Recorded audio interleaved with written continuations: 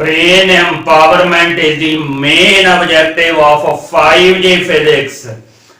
5G physics में student are discuss करेंगे concept related to solenoid. बहुत इंपॉर्टेंट है स्टूडेंट। आइए देखते हैं क्या है हमारी सिचुएशन। एक स्टूडेंट हमारे पास करंट कैरिंग सोलिनॉइड है।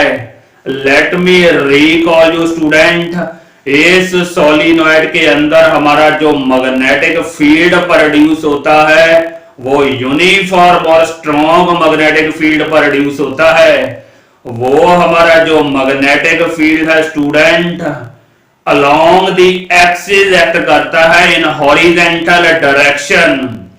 तो इस केस में स्टूडेंट हमें गिवन क्या है, हमने एक इलेक्ट्रॉन को प्रोजेक्ट किया है with uniform velocity along the axis of this solenoid, और हमें स्टूडेंट ये बताना है कि उस इलेक्ट्रॉन की सोलिनॉइड के अंदर एक्सेलरेशन होगी, या हेलिकल पाथ फॉलो करेगा, या सर्कुलर पाथ फॉलो करेगा, और एनी अदर ऑप्शन।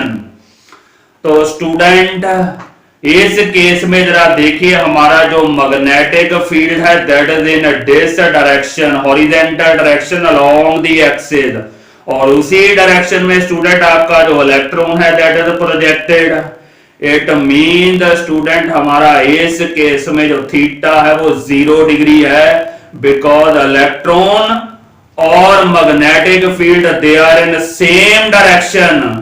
तो हमारा स्टूडेंट थीटा हमारा 0 डिग्री है, तो इलेक्ट्रॉन के ऊपर जो फोर्स है that is given by this expression Q V B sine theta.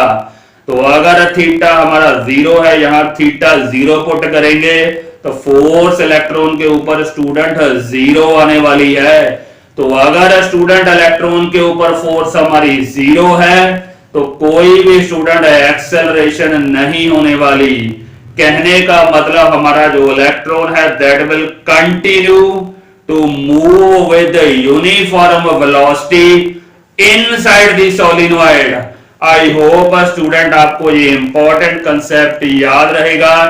एक बार मैं फिर रिकॉल कर देता हूं, अगर स्टूडेंट किसी इलेक्ट्रॉन को और किसी और चार्ज पार्टिकल को, मे बी प्रोटॉन और अल्फा पार्टिकल, हम सोलिनॉइड की एक्सिस के अलोंग प्रोजेक्ट करते हैं विद यूनिफॉर्म वेलोसिटी, तो उसकी स्टूडेंट जो यूनिफॉर्म वेलोसिटी है वो मेंटेन रहेगी।